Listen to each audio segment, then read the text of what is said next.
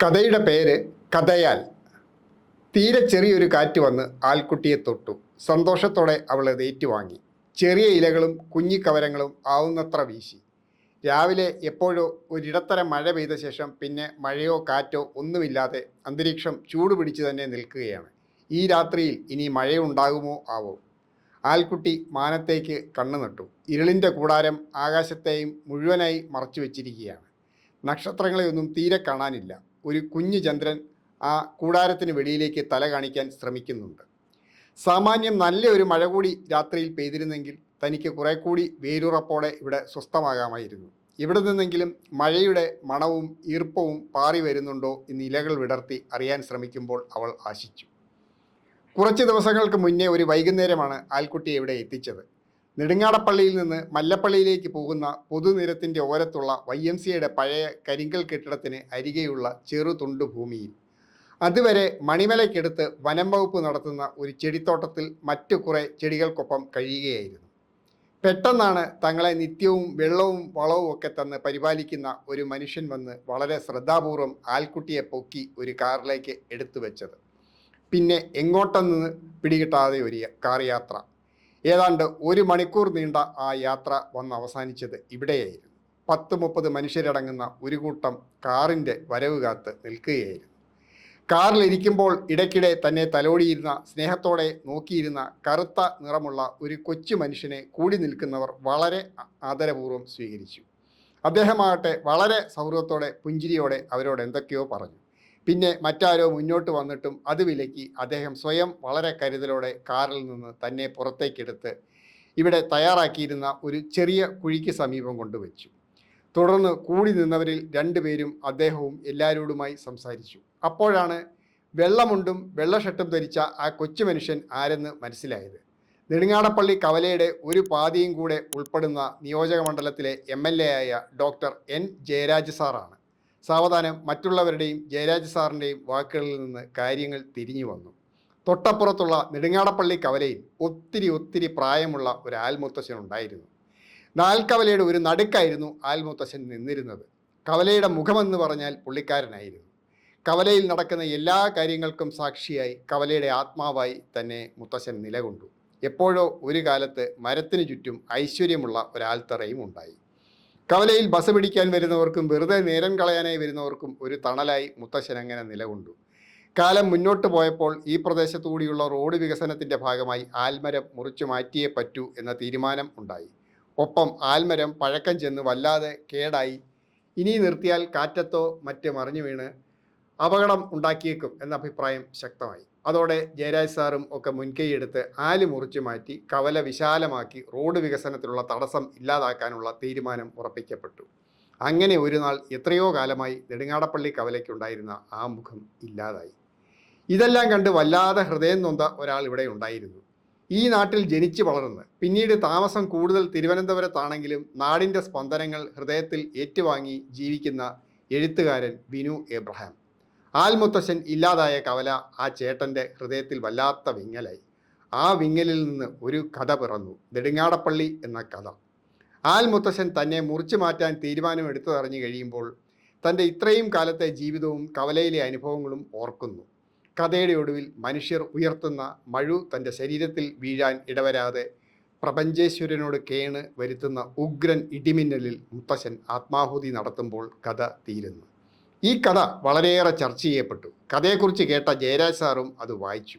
അതോടെയാണ് താൻ കൂടി കാരണമാണല്ലോ നെടുങ്ങാടപ്പള്ളിയുടെ ഐശ്വര്യമായി നിന്നിരുന്ന ആൽമരം മുറിച്ചു മാറ്റാൻ ഇടവന്നത് എന്ന കുറ്റബോധം അദ്ദേഹത്തിലുണ്ടായി.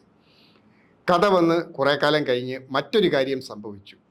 വിനു എബ്രഹാമിൻ്റെ എഴുത്ത് ജീവിതം 1/4 നൂറ്റാണ്ട് പൂർത്തിയാക്കിയതും എഴുത്തുകാരൻ്റെ 25ാമത് പുസ്തകം പുറത്തിറങ്ങുന്നതും പ്രമാണിച്ച് പുള്ളിയുടെ ഉറ്റ സ്നേഹിതരും കുടുംബക്കാരും വായനക്കാരും എല്ലാം ചേർന്ന് ഇവിടെയുള്ള CMS ഹൈസ്കൂളിൽ ഒരു സ്നേഹാഘോഷം സംഘടിപ്പിച്ചിരുന്നു.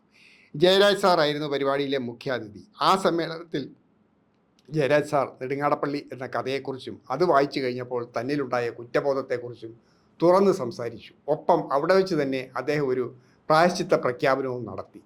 എത്രയും വേഗം താനൊരു ആൽത്തൈ സംഘടിപ്പിച്ചുകൊണ്ട് വരും. കവലയിൽ ഇനി ഒരാൽമരം നടാൻ തക്ക ഇടം ഇല്ലാത്തതിനാൽ തൊട്ടടുത്തുള്ള ഏറ്റവും സൗകര്യപ്രദമായ ഒരു ഭാഗത്ത് അത് നട്ടുപിടിപ്പിക്കും. സമ്മേളനത്തിൽ വന്നിരുന്ന ഏവരും നിറഞ്ഞ കയ്യടിയോടെ ഈ വാക്കുകൾ സ്വീകരിച്ചെങ്കിലും അത് രാഷ്ട്രീയ നേതാക്കളുടെ പതിവ് പൊള്ള പ്രസ്താവനയായിട്ട് സ്വീകരിച്ചിരുന്നുള്ളൂ.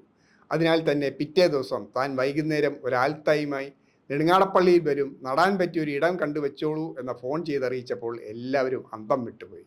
എന്തായാലും വേഗം തന്നെ വേണ്ടപ്പെട്ടവരെല്ലാം കൂടിയാലോചിച്ച് YMCയുടെ മുറ്റം ഇതിന് ഏറ്റവും അനുയോജ്യം എന്ന തീരുമാനത്തിലെത്തി. പറഞ്ഞതുപോലെ തന്നെ ജയരാജ് സാർ വൈകുന്നേരം തന്നെയും കൂട്ടി ഇവിടെ എത്തി. എഴുത്തുകാരൻ്റെയും എഴുത്തുകാരനെ സ്നേഹിക്കുന്നവരുടെയും സാന്നിധ്യത്തിൽ ജയരാജ് സാർ തന്നെ ഇവിടെ പ്രതിഷ്ഠിച്ചു.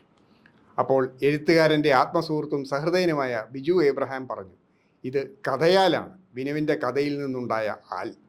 അത് കേട്ടപ്പോൾ തനിക്കും വളരെ സന്തോഷം തോന്നി. സ്വയം പറഞ്ഞു, ഞാൻ കഥയാലാണ്, കഥയാൽ. ഇഷ്ടം കൂടാൻ വന്ന ഇളങ്കാറ്റിനോട് ഇലകളാട്ടിക്കൊണ്ട് പറഞ്ഞു, കേട്ടോ കാറ്റേ, ഞാൻ കഥയാലാണ്. ഇളങ്കാറ്റ് ചെന്ന് കൂട്ടുകാരായ മറ്റ് കാറ്റുകളോടും പറഞ്ഞു, അവൾ കഥയാലാണ്. അവരെല്ലാം ചെടികളോടും മരങ്ങളോടും അതുതന്നെ ചെന്ന് പറഞ്ഞു. ചെടികളും മരങ്ങളും കിളികളോടും അക്കാര്യം പറഞ്ഞു. എല്ലാവരും കഥയാലിൻ്റെ കാര്യം കേട്ട് സന്തോഷിച്ചു. ആ സന്തോഷം തന്നിലും എപ്പോഴും ഉണ്ട്. അതുകൊണ്ട് തന്നെ യാതൊരു ഒച്ചയും അനക്കവും ഇല്ലാതെ, കൂട്ടായി ആരുമില്ലാതെ ഈ മുരടൻ ഇരുട്ടിൽ തനിച്ചു നിൽക്കുമ്പോഴും ഒട്ടും വിഷമമോ പേടിയോ ഒന്നും തോന്നുന്നില്ല. ഒരു വേള മറ്റൊരാലിനും കിട്ടാത്ത ഭാഗ്യമാണ് തനിക്ക് കിട്ടിയിരിക്കുന്നത്. ക്ഷേത്രങ്ങളുടെ പരിസരങ്ങളിലൊക്കെ നിൽക്കുന്ന ആൽമരങ്ങൾക്ക് പ്രത്യേക ആദരവ് ലഭിക്കുമെന്ന് കേട്ടിട്ടുണ്ട്. പക്ഷേ ഒരു കഥയുടെ നന്മയായി തണൽ വിരിക്കുന്ന ആലെന്ന പുണ്യം തനിക്ക് മാത്രമാകും കിട്ടുന്നത്. തന്നോട് ഇഷ്ടം കൂടാൻ ശ്രമിക്കുന്ന കുഞ്ഞിക്കാറ്റിന് ആൽക്കുട്ടി സന്തോഷത്തോടെ ഒരു ഉമ്മ കൊടുത്തു. പിന്നെ നിമിഷങ്ങൾക്കകം ആൽക്കുട്ടി സ്വസ്ഥമായി ഉറങ്ങിത്തുടങ്ങി. അതികഠിനമായ വേദനയിൽ പുളഞ്ഞാണ് അവൾ ഉറക്കമുണർന്നത്. അയ്യോ അമ്മേ! ആൽക്കുട്ടിക്ക് മുന്നിൽ മുഖം മുക്കാലും മറയത്തക്ക വിധം മുടി കെട്ടിയ രണ്ട് മനുഷ്യർ നിൽപ്പുണ്ടായിരുന്നു. ഒരുവൻ്റെ കയ്യിൽ നീണ്ട മുഴുത്ത ഒരു സൂചി, ആ സൂചിയിൽ നിറമുള്ള എന്തോ ദ്രാവകം. മറ്റേയാളിൻ്റെ കയ്യിൽ ചെറുജാറിൽ ദ്രാവകമുണ്ട്. അതിൽ നിന്ന് സൂചിയിൽ ദ്രാവകം കയറ്റി തൻ്റെ ശരീരത്തിലേക്ക് ആഞ്ഞു കയറ്റുകയാണ്. 4-5 തവണ സൂചി അങ്ങനെ കയറി ഇറങ്ങി. ആവശ്യത്തിന് കയറ്റിയല്ലോ അല്ലേ? സൂചിക്കാരൻ ചോദിച്ചു. മതിയളിയ, ഇതുപോലെ 10 എണ്ണത്തിനുള്ളത് കയറ്റിയിട്ടുണ്ട്, വാ പോയേക്കാം, മറ്റവൻ പറഞ്ഞു. വേഗം തന്നെ രണ്ടുപേരും തെല്ല് മാറി വെച്ചിരിക്കുന്ന ബൈക്കിൽ കയറി എങ്ങോട്ടേക്കോ പാഞ്ഞുപോയി. സൂചി കുത്തിയിറക്കിയതിൻ്റെ വേദനയ്ക്കപ്പുറം തൻ്റെ ശരീരത്തിൽ മാരകമായത് എന്തോ കയറ്റിയിരിക്കുന്നു എന്ന ഭീതിയിൽ ആൽക്കുട്ടി ആകെ തളർന്നു. എന്തായാലും ഈ പാതിരാത്രിയുടെ മറവിൽ നല്ലതൊന്നുമല്ല അവർ തന്നോട് ചെയ്തിരിക്കുന്നത്. നിമിഷങ്ങൾക്കകം കുത്തിവെച്ച ദ്രാവകത്തിൻ്റെ പ്രവർത്തനം ആൽക്കുട്ടിയിൽ ആരംഭിച്ചു. തന്നിലെ ജീവൻ്റെ ഓരോ നാരുകളിലും അതിഭയങ്കരമായ തളർച്ച സംഭവിക്കുകയാണ്. ശ്വാസത്തിൻ്റെ പടലങ്ങൾ അടഞ്ഞു പോകുന്നു. വേരുകളിൽ സ്തംഭനം കട്ടപിടിക്കുന്നു. ഇലകൾ വരണ്ടുണങ്ങുന്നു. താൻ മരിക്കുകയാണ്. ഈ രാത്രിക്കപ്പുറം തനിക്ക് ആയുസില്ല. ഊർന്നു പോകുന്ന പ്രാണന്റെ പിടച്ചിലിൽ ആൽക്കുട്ടി ആ സത്യം തിരിച്ചറിഞ്ഞു. ദൈവമേ, ആരാണിത് തന്നോട് ചെയ്തത്? ഇങ്ങനെ ഒരു കഥയാൽ ഇവിടെ വളരരുതെന്ന് ആരോ തീരുമാനിച്ചിരിക്കുന്നു. ആരോട്, എന്തിനോടുള്ള വെറുപ്പാണിത്? കഥാകാരനോടോ കഥയോടോ ഒന്നും മനസ്സിലാകുന്നില്ലല്ലോ. പിറ്റേന്ന് തിരുവനന്തപുരത്തുള്ള തൻ്റെ വീട്ടിലിരുന്ന് ബിനു എബ്രഹാം ഒരു കഥ എഴുതിക്കൊണ്ടിരിക്കുമ്പോഴാണ് മൊബൈലിൽ വിളി വന്നത്. ബിജുവിൻ്റെ വിളി. ബിനു, ഒരു സങ്കടവാർത്തയുണ്ട്. അയാളുടെ ഉള്ളൊന്ന് പിടഞ്ഞു. വളരെ അടുപ്പമുള്ള ആരെങ്കിലും. നമ്മുടെ കഥയാൽ ഇന്ന് രാവിലെ നോക്കുമ്പോൾ ഉണങ്ങി കരിഞ്ഞു നിൽക്കുന്നു. ഇന്നലെ വൈകിട്ടും കൂടി നല്ല പച്ചപ്പിൽ നിൽക്കുന്നത് കണ്ടതാണ്. ആരോ കടുത്ത കെമിക്കൽ എന്തോ പ്രയോഗിച്ച് കൊന്നതാണ്. എഴുത്തുകാരന് ഒന്നും പറയാനാവുന്നില്ലായിരുന്നു. പിന്നെ ഏതാനും നിമിഷങ്ങൾ കൂടി ബിജു സംസാരിച്ച ശേഷം ഫോൺ സംഭാഷണം നിലച്ചു. വിനു പേനയും എഴുതിക്കൊണ്ടിരുന്ന കടലാസും മാറ്റിവെച്ച് ഒന്നും ചെയ്യാനാവാതെ മേശമേൽ ഇരു കൈകളും മൂന്നി കൈത്തലങ്ങളിൽ താടി വെച്ച് അങ്ങനെ തന്നെ ഇരുന്നു. ഒടുവിലായി കണ്ടപ്പോഴും ഇലകളും കവരങ്ങളും കാറ്റിൽ ആനന്ദത്തോടെ ചലിപ്പിച്ചു നിന്ന കൊച്ചു ചെടി. ദൈവമേ, മനുഷ്യർ ഇത്ര അധപ്പതിക്കുമോ?